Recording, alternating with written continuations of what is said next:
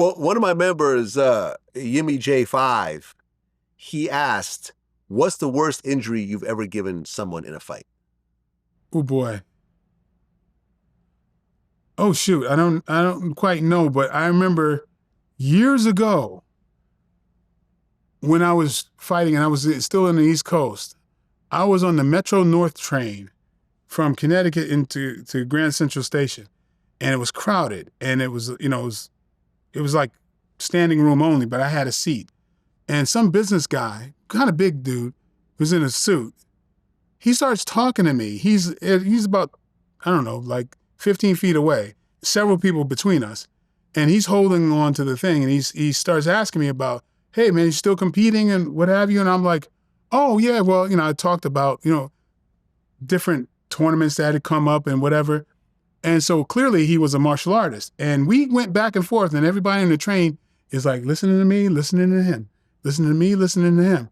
And so he was, telling me about former, competitions. I was like, oh, you went to the Diamond Nationals? Oh, you was at the Grand Nationals in Boston? And I was like, oh, shoot, this guy is competing. Like, clearly he's a competitor. I said, so, you've been competing lately? And he gets quiet. And I'm like, I repeat myself. He's like, I said, when was the last, match you did? He says, I haven't fought since we fought. He says, basically, you retired me. And, people are going like this and like this. and here I am, and they go. And I said, retired you? He says, yeah. You broke my collarbone, 3 of my ribs, and fractured my hip bone. Oh. All right. And he said, it took him like years to get better. And he says that I didn't want to fight after that. After he was talking about all the stuff that he had from fighting me, everybody looked at me like,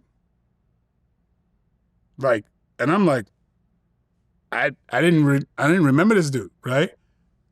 I guess he was a heavyweight that there was a time where, guess I'm fighting my own demons, like I didn't care who was, across from me. I was just going, because, I did a lot of different competitions. Some of them, back then, bare-knuckle was normal for, karate and I did all kinds of different, some things were WKA, I just fought wherever there was a fight. And I was on my own since I was 14. So there's times when I'm 17, 18 or whatever, I'm fighting in anything that gave money. I would give my trophy away to like a cute girl. You know what I mean? I didn't care about no trophies. And so it was just, about me making money. And I knew the best thing I knew how to do was fight. And I loved it at its time. But I guess I made him stop. That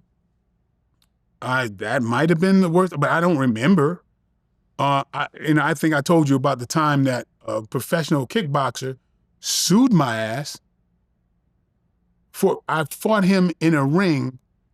And he successfully tried to sue me. Back when $8,000 meant a lot to me, I had to pay for legal fees and whatever because he wanted to fight, he wanted to spar. He challenged me, and we went to Benny Urquidez's gym, right, and fought. And he was number 2.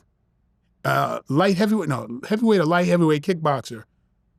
And he went to sue me. I had to get legal representation and on the grounds of, because if the law or judges or whatever believe that, he said some shit like I knew some kind of like secret art or some shit like that, which is bullshit. But if a lawyer and judges and people believe that, guess what? They believe it. Just like we talked about the Kruger-Dunning thing, they think they know enough about martial arts that there's a secret. There's some kind of secret. No, you got your ass whooped. You got your ass whooped, and you weren't able to make money on your next fight because you was fucked up. And you want me to pay for it. Acting like I had some secret when you invited me. when you challenged me. And I was like, man, that made me real reluctant to trust anybody behind that shit, because anybody could sue anybody.